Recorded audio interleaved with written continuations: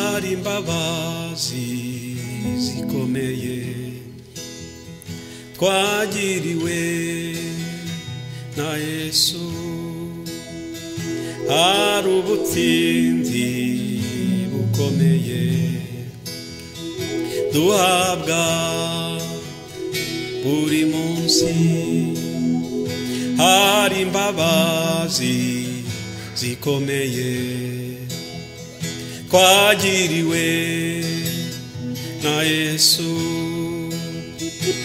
hari ubutsinzi bukomeye duhabwa buri munsi, ntidufite gutinya habe na gato, kuko ubuzima bwacu buri muri we, ntidufite gutinya habe na gato, kuko ubuzima bwacu buri muri we, haba mu byago no mu makuba aturindisha imbabazi agira, haba mu byago no mu makuba aturindisha imbabazi agira, ntidufite gutinya habe na gato, kuko ubuzima bwacu buri muri we, ntidufite gutinya habe na gato, kuko ubuzima bwacu buri muri we, haba mu byago no mu makuba aturindisha imbabazi agira, haba mu byago no mu makuba aturindisha imbabazi agira, iyo turyamye dusinziriye cyangwa iyo tugenda mu mihana, iyo turyamye dusinziriye cyangwa iyo tugenda mu mihana, turindwa n'imbabazi zayo, turindwa n'imbabazi za Yesu, iyo turyamye dusinziriye cyangwa iyo tugenda mu mihana, iyo turyamye dusinziriye kandi iyo tugenda mu mihana, iyo turyamye nijoro cyangwa iyo turi kujya mu kazi, turindwa n'imbabazi z'Imana, turindwa n'imbabazi za Yesu, turindwa n'imbabazi z'Imana, turindwa n'imbabazi za Yesu, ntidufite gutinya habe na gato, kuko ubuzima bwacu buri muri we, ntidufite gutinya habe na gato, kuko ubuzima bwacu buri muri we, ntidufite gutinya habe na gato, kuko ubuzima bwacu buri muri we, haba mu byago no mu makuba aturindisha imbabazi agira, haba mu byago no mu makuba aturindisha imbabazi agira, ntidufite gutinya habe na gato, kuko ubuzima bwacu buri muri we, ntidufite gutinya habe na gato, uko ubuzima bwacu buri muri we, haba mu byago no mu makuba, aturindisha imbabazi agira, haba mu byago no mu makuba, aturindisha imbabazi agira, haba mu byago no mu makuba, aturindisha imbabazi agira.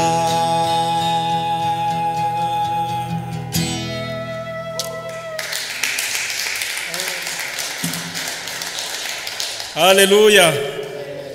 Je pense que je vais besoin maintenant traducteur parce que le message que j'ai préparé, je l'ai préparé à Kinyarwanda. Donc j'ai besoin de quelqu'un qui peut traduire. Alléluia. Comme je vous ai dit, et pour les gens qui n'étaient pas là la fois dernière, Pasteur André nous a parlé. Pasteur André nous a parlé ku magambo avuga ngo imbaraga zo kuzuka. Des paroles qui parlent du pouvoir de résurrection. Alléluia. Uyu munsi rero tugiye kurebera hamwe noneho. Aujourd'hui nous allons donc voir ensemble umumaro wo kuzuka. L'importance de la résurrection. Alléluia. Reka dusome umuntu ufite Bibiliya y'Ikinyarwanda yandebera muri Luka ibice 24. Nous allons lire en Luc 24, 13. Luka 24, ku muntu ufite Bibiliya y'Ikinyarwanda yandebera iryo jambo. Luka ibice 24 umurongo wa 13. Ni histoire d'abord. C'est tout d'abord une histoire. Hari thème maze iminsi ntekerezaho ivuga mu gifaransa ngo est-ce que la résurrection de Jésus c'est historique ou bien c'est un événement historique? Ça fait un moment qu'il y a un thème en moi et je me demande si la résurrection de Jésus est un moment historique ou Donc igisubizo ni oui. Et la réponse c'est oui. Et pourquoi? C'est parce qu'il y a ce qu'on appelle les témoins oculaires. Les personnes qui l'ont vu. Amen. Jésus est donc vivant et il a ressuscité. Cette histoire qu'on vient de lire, c'est une histoire qui aimait Jésus et qui marchait ensemble. C'est deux hommes qui marchaient vers la rue qui va vers Emmaüs. Et j'ai même essayé de chercher ces photos pour que vous voyez comment cette histoire s'est passée. En marchant, ils discutaient en parlant de ce qui s'est passé.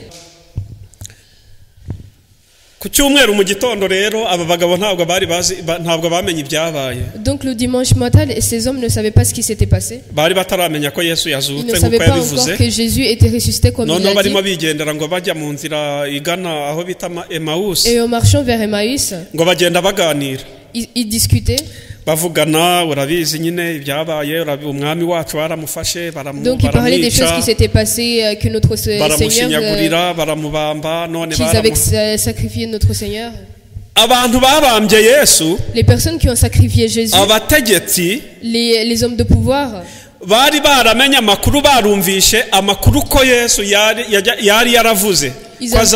ils avaient eu connaissance que Jésus avait dit qu'il allait ressusciter. Et ces nouvelles, ils les avaient.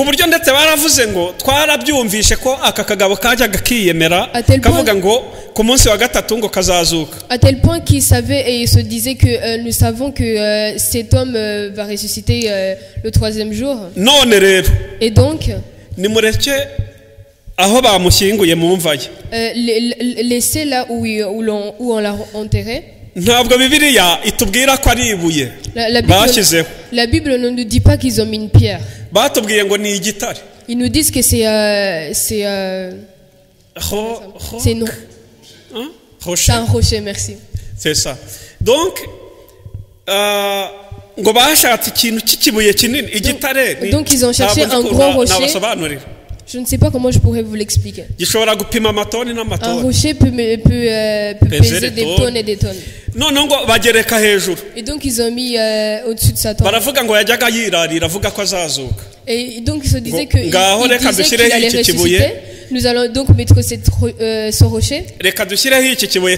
Nous allons mettre ce rocher et nous allons voir. Comment il va ressusciter.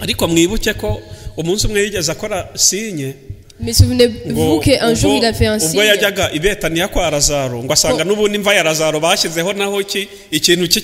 Et chez Lazare, ils avaient aussi mis un rocher. Yesu rero bagombaga gukora uko bashoboye kose. Donc il devait faire toutes sortes de choses afin qu'il combatte ce projet. Mais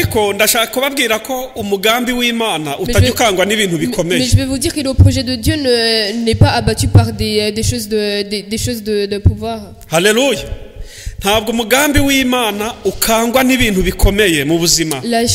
Le projet de Dieu n'est pas abattu par des choses de pouvoir. Le pasteur André nous a dit qu'il n'y avait aucun pouvoir qui aurait pu faire en sorte que Jésus reste dans la tombe. Alléluia. Marayika ngo yaraje d'abord ahumisha ba basirikari ngo bari bamurinze nawe bafashe cya kibuye bakigerekaho barangije ngo bamurindisha n'abasirikari kugira ngo barinde iyo mva ngo barebe ko nazazuka. Donc ils ont mis un rocher sur sa tombe, mais ils ont également mis des personnes qui devaient veiller à ce que personne n'y entre. Ils se sont peut-être dit que même s'il ressuscite, nous allons retuer un nouveau. Mais il n'allait pas ressusciter avec ce corps qui pourrit. Alléluia. Qui périsse, pardon.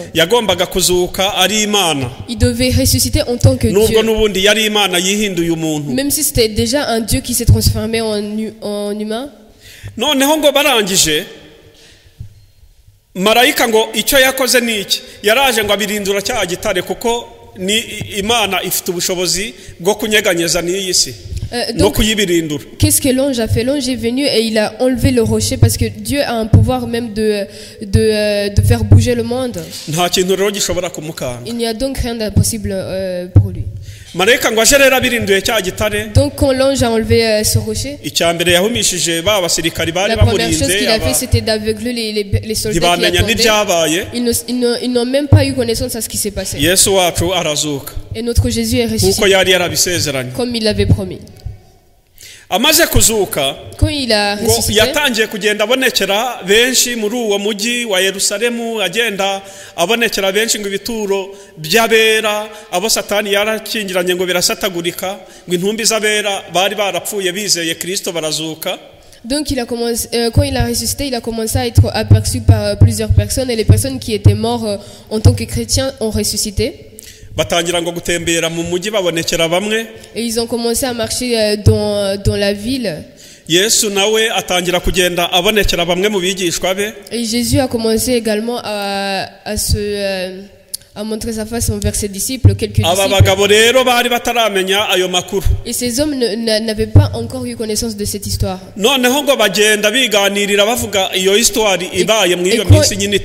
Quand ils marchaient en discutant de cette histoire qui s'est passée il y a 3 jours, même la Bible nous dit qu'ils étaient attristés par ces nouvelles. Baragendana nyine abantu bashobora kuba bari kugenda gutya umuntu akabajoininga kugira mukomezanye urugendo. Mais ils ont été surpris par un homme qui marchait également et qui les a rejoints. Baragenda et ils ont continué à marcher en discutant également de Jésus, en discutant de leur tristesse, de comment on l'a sacrifié et qu'on l'a mis dans la tombe. Et puis Jésus leur dit également,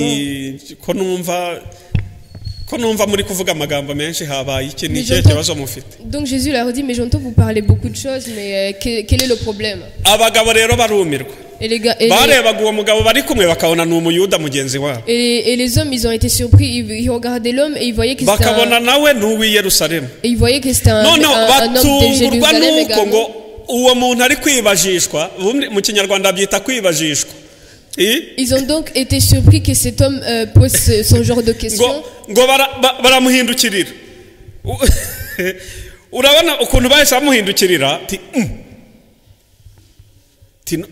None se donc uri muswa ki uri muntu ki ni nko akamwese uri umusazi ufite ikibazo. Ils l'ont regardé l'air étonné et c'est comme si il lui demandait mais comment, enfin quel idiot tu es pour ne pas connaître les nouvelles. Kugeza ubu ni wowe utazi ibiheruka kuba muri iyi minsi 3 hano i Yerusalemu. Donc jusqu'à maintenant tu es le seul à ne pas savoir ce qui s'est passé il y a 3 jours. Ntabwo uziko wa Yesu wacu wa mwami wacu abayuda abagome bamufashe bakamubamba bakaba baramuhambye ibyo byararangiye. Tu ne sais donc pas que notre Jésus, notre sauveur, les Juifs l'ont sacrifié. Bibiliya itubwira ko bamurakariye. Bararakara pe. La Bible nous dit que ces hommes ont été fâchés. Ils ont été fâchés du fait que cet homme fait comme si rien ne s'était passé.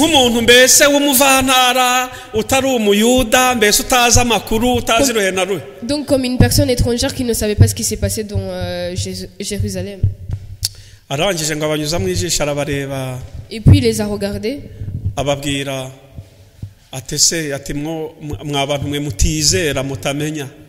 Il leur dit mais vous ntabwo muzi ko abahanuzi bari barahanuye ko uwo mwami wanyu koko azapfa agahambwa ariko ku munsi wa gatatu akazuka. Donc il leur dit mais vous ne savez pas que vos prophètes avaient dit que cet homme allait être sacrifié mais que le 3e jour il allait ressusciter. Kuki mutizera? Donc pourquoi vous n'avez pas la foi? Ntabwo ibyo mwari mubizi ko nyuma y'iminsi 3 uko muri kubivuga ariko bizagenda ariko kwimva itazamuherana azazuka ku munsi wa gatatu. Vous ne saviez donc pas que après ces 3 jours il allait ressusciter? Bakomeza kugenda. Ils ont continué à marcher. Iyo histoire ni ndende aho baje kugera. Cette histoire est longue. Ngo agatangira kumanyagura imitsima akabahereza nkuko yabaherezaga mbere. Il commençait également à manger du pain comme avant. Arangije baramubura. Et puis après ça, il a disparu, ils l'ont plus vu. Après ça, ils ont continué la discussion. Et après une personne a dit c'était lui. Et l'autre a dit il a parlé mais j'avais l'impression que je connaissais. Et l'autre dit que je suis sûr que c'était lui comme il nous donnait du pain et du vin.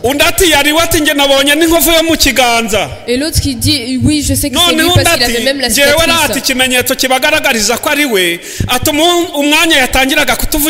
Et même la preuve que c'était lui, quand il a commencé à parler, j'avais une joie. Alléluia.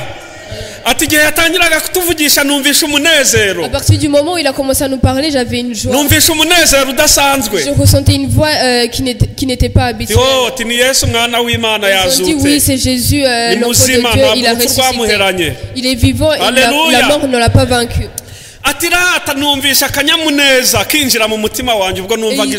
Il a dit mais oui j'ai ressenti une joie qui rentrait en moi. Amen. Ils ont donc su que c'était Jésus. Donc notre thème parle de l'importance de la résurrection dans notre vie. De notre foi. Normalement, la résurrection de Jésus, c'est notre thème central de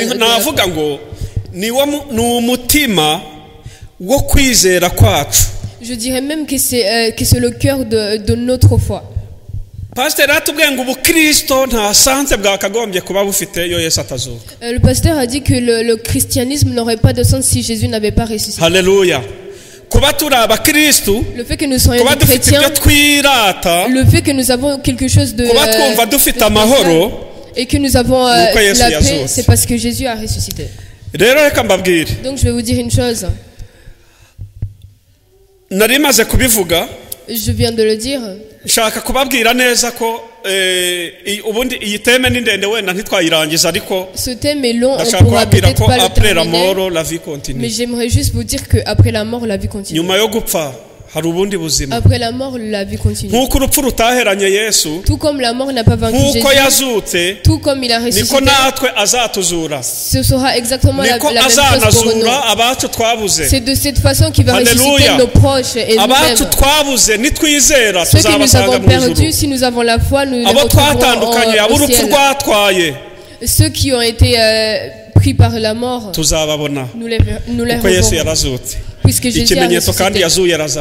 Et la preuve c'est qu'il a ressuscité Lazare. Tout comme il a ressuscité Lazare, c'est comme muri kino gihe murabizi turi gukoresha ururimi rw'ikinyarwanda kuko abenshi turi abanyarwanda kandi n'abanyamahanga bazi amateka y'ibyabaye iwacu.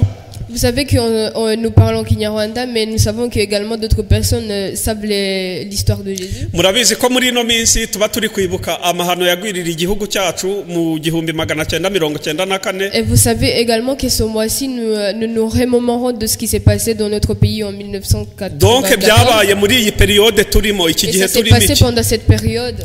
Iki gihe turimo muri 94 abantu bari gupfa. Cette période, ce moment même en 1994, il y a des personnes qui étaient en train de mourir. Wese yabonaga ari igihu cy'umwijima kibuditse mu gihugu cy'u Rwanda. Toute personne umuntu wese yabonaga umwijima. Chaque personne voyait que de l'ombre. Les ténèbres qui entourent le pays du Rwanda en 1994. Abantu benshi bo muri no minsi bafite ibikomere mu mitima. Donc beaucoup de personnes pendant ces moments-là, ils ont beaucoup de blessures. Parce qu'ils se remémorent de ceux qui sont morts. Bien sûr, bien sûr que c'est attristant. De perdre les proches.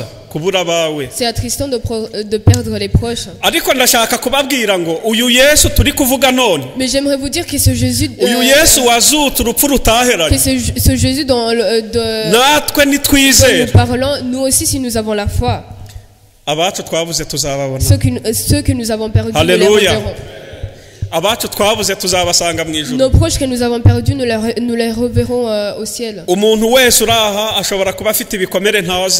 Chaque personne pourrait avoir des blessures ici que je ne connais pas. Chaque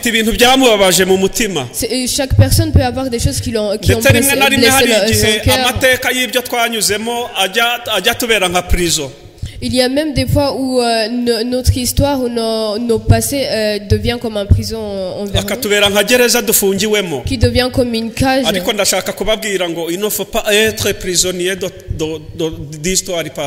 Mais j'aimerais vous dire qu'il ne faut pas être prisonnier. Tout comme Jésus est avoir un passé d'une maladie que tu as ou même de tout ce que tu as passé dans ta famille.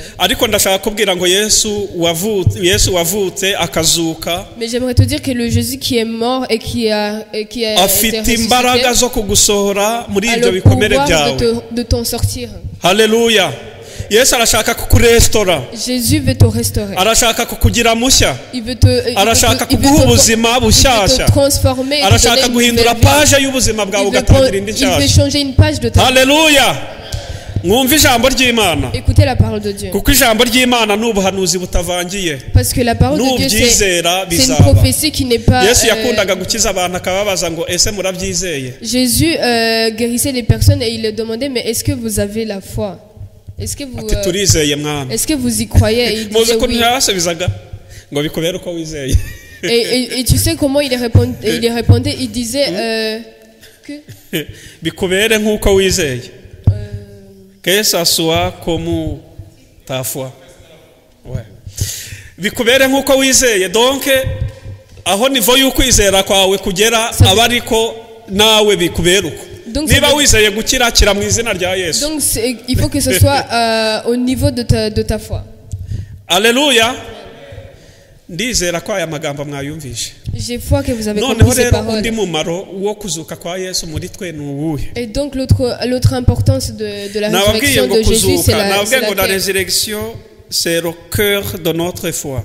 Je vous ai dit que c'était le cœur de notre foi. Ni moteri yo kwizera kwacu. Notre moteur. Ariko none icyo nshaka kuvuga kindi. Mais maintenant ce que je vais vous dire nuko Yesu amaze kuzuka yabonekeye abigishwa. C'est que quand Jésus a ressuscité, il a ndetse agiye kubasezera abasigira isezerano. Et même quand il partait, il les laissait. yarababwiye ngo nubwo ngiye ntabwo mbasize ngenyine. Il leur a dit même si je pars je ne vous laisse pas seul. nzaboherereza umufasha w'umwuka wera. Je vous enverrai ngo muzahabwa imbaraga. Je vous enverrai le Saint-Esprit. umwuka wera nabamanukira. Le Saint-Esprit quand il va descendre sur vous. muzaba abagabo bo kumpamya. Vous serez des personnes des témoins. iyo Yesu atazuka ntabwo twari kubona iryo sezerano ry'umwuka wera. Si Jésus n'avait pas ressuscité, nous aurions pas eu cette promesse. kubera ko ubukristo budafite umwuka wera Parce ntibuba que le christianisme qui n'a pas de Saint-Esprit n'est pas Yesu rero wazutse kabaragiye kudutegurira. Donc si Jésus a ressuscité et qu'il est parti nous préparer là où nous vivrons, yadusezeranije isezerano ry'umwuka wera. Il nous a fait promesse de nous laisser le Saint-Esprit. umwuka wera niwe udushoboza kuvuga ubutumwa. C'est le Saint-Esprit qui nous permet de umwuka wera niwe udushoboza kuvuga ubutumwa bwiza bwa Kristo. De parler de la bonne nouvelle de Jésus. umwuka wera niwe udushoboza. C'est lui qui nous permet kwihanganira ibitugerageza kuko birahari. C'est lui qui nous permet d'avoir la patience. Exactement. umwuka wera niwo udushoboza guhamya Yesu aho abandi bari kumwihakana. C'est également lui qui nous permet de parler Jésus là où les personnes le nient. njya nkunda gutanga urugero kuri Petero wamwihakanye ariko yamara kuzura umwuka wera akamuhamiririza. J'aime beaucoup donner l'exemple de Pierre qui a nié Jésus mais que après quand il a eu le Saint-Esprit agatangira kumuhamya i Yerusalemu. Il a commencé à parler de lui à Jérusalem. uwo munsi atangira ngo kubwiriza ubutumwa bwiza hakizwa abantu ibihumbi bitatu. Et même ce jour-là il a commencé à parler de la bonne nouvelle et 3000 personnes kandi abakubitisha ijambo abandi batinyaga. Et donc il les a frappés avec une parole que les autres byaragahoma munwa guhamya mu mujyi wa Yerusalemu ko Yesu uhamya bamwishe ugahangara kuvuga ngo Yesu wa undi mwishe. Et donc c'était pas évident de dire que de Jésus celui que vous avez tué. C'est comme s'il était en train de les accuser.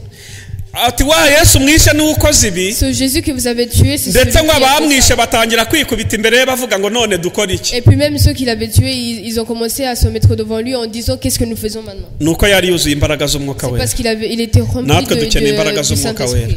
Vous avez également besoin du Saint-Esprit. Levez-vous, nous allons prier. Nous allons prier. Et nous allons dire Dieu, après la résurrection, tu nous as promis le Saint-Esprit. Et nous avons pris connaissance que si tu n'avais pas été ressuscité, ça n'aurait pas été possible. Mais puisque tu as ressuscité et que tu vas nous envoyer le Saint-Esprit. Que tu nous permettes d'avoir le pardon, d'arriver même à un niveau de pardonner où on peut pardonner ceux qui nous ont fait mal. Parce que seuls les pouvoirs du Saint-Esprit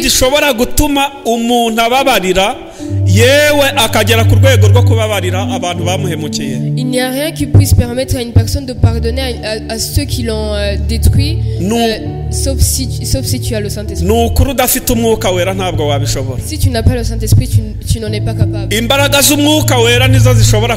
Seuls les pouvoirs du Saint-Esprit peuvent te sortir de là où Satan t'a piégé. C'est parce que c'est les mêmes pouvoirs qui ont enlevé le rocher. C'est également les mêmes qui ont ressuscité Jésus et qui l'ont enlevé du tombeau. C'est pour cette raison que tu as besoin du pouvoir du Saint-Esprit. Tu as besoin d'être aidé par Dieu. Tu ne peux pas vaincre les péchés si tu n'as pas les pouvoirs du Saint-Esprit. Et Jésus ne nous a pas promis que nous allions pas rencontrer des problèmes, mais il nous a promis des pouvoirs de battre ces problèmes. Alléluia. Nous aurons des problèmes, mais Jésus nous a promis une aide. Alléluia. Nous rencontrerons des problèmes, mais n'ayez pas peur, nous aurons une aide. Chaque personne va prendre du temps pour penser dans son cœur. Une chose qui pourrait faire que cette personne ne reçoit pas le Saint-Esprit. Peut-être c'est les péchés. Jésus qui est mort et qui est ressuscité a vaincu les péchés. Il a vaincu les péchés. Chaque personne a le droit de demander pardon. Si tu as quelque chose que tu as fait et que tu es, c'est donc le moment que Dieu te donne pour te repentir et de le dire à Dieu. Dis-le à Jésus. Alléluia. Parce que le Saint-Esprit ne travaille pas avec les péchés.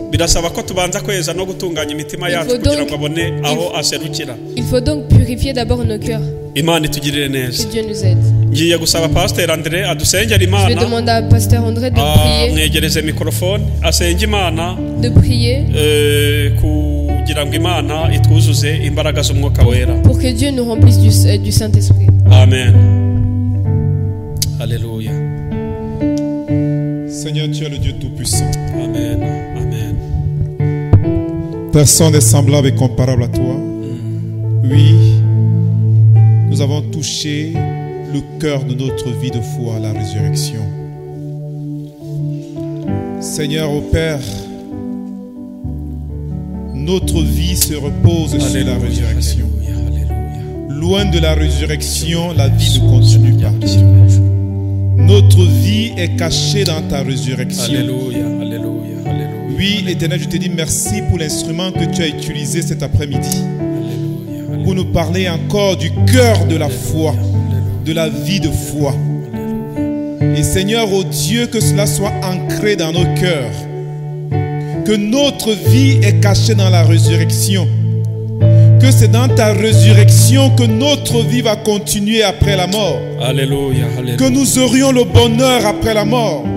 Que nous aurions le bonheur dans ce siècle présent et dans le siècle à venir. Oui, Seigneur, tu es véritablement ressuscité. Oui, Éternel notre Dieu, nous voulons te supplier d'agir encore dans le cœur. Oui, Saint-Esprit de Dieu, interviens encore, que chacun soit inondé de ta présence.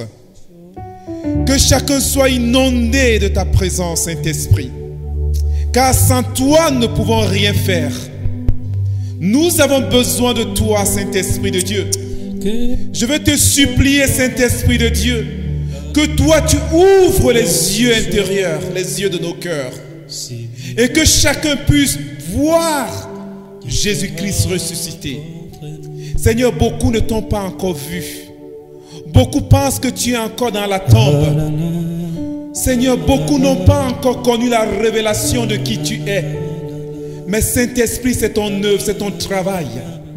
Tu as le rôle d'amener la révélation ou d'apporter la révélation dans chaque cœur.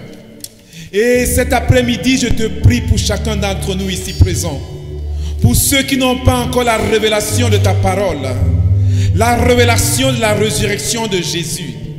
Pour ceux qui s'amusent encore avec leur vie. Saint-Esprit, manifeste ta puissance. Pour ceux qui traînent encore, qui n'ont pas encore saisi ce Jésus ressuscité. Oh Saint-Esprit, manifeste ta puissance et parle encore. Oh Saint-Esprit de Dieu, viens inonder les cœurs cet après-midi. Viens inonder les vies cet après-midi. Que ceux qui vivent encore dans l'abomination, la désolation, que ceux qui vivent encore dans le péché loin de toi. Saint-Esprit, c'est toi qui convainc le péché. Saint-Esprit, c'est toi qui convainc du péché. Nous ne pouvons qu'annoncer et arroser ta parole. Mais c'est toi qui fais croître ta parole dans les cœurs. Je veux prier que la sémence qui est tombée cet après-midi, que cette sémence porte des fruits dans nos vies au nom de Jésus-Christ.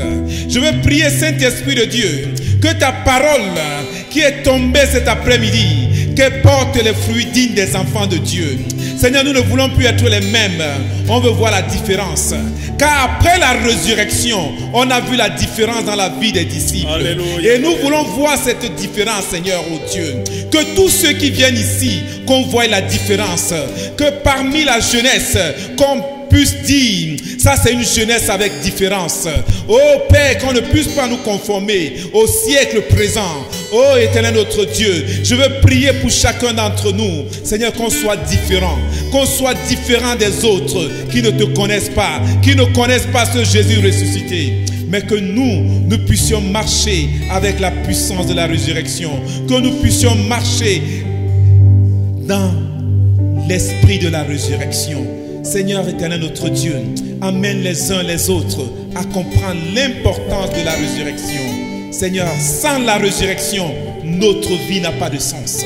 Sans la résurrection, la chrétiennité n'a pas de sens. Sans la résurrection, chaque chrétien ou chaque individu, sa vie n'a pas de sens. C'est pourquoi, Seigneur, tu insistes sur l'importance de la résurrection. Car notre vie de foi se repose sur la résurrection.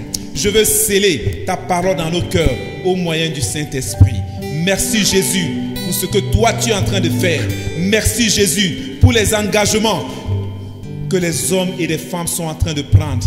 Oui, beaucoup sont en train de prendre de nouvelles résolutions dans leur cœur. Je scelle ces résolutions dans le sang de Jésus. Je scelle ces résolutions dans le sang de Jésus. Et je prie que la parole qui est tombée, que l'ennemi, Satan, ne vienne point voler cette parole dans le nom de Jésus-Christ.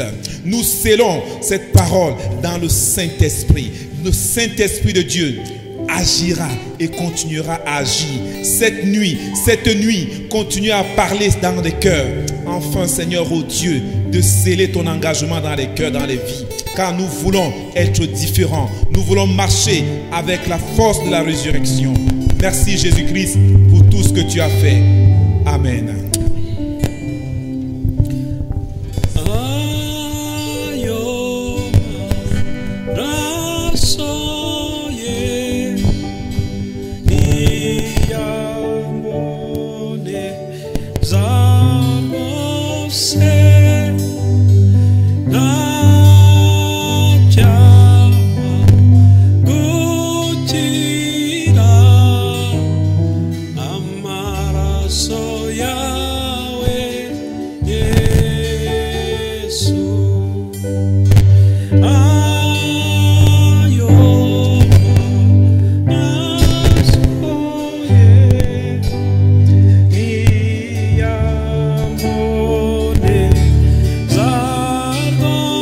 Say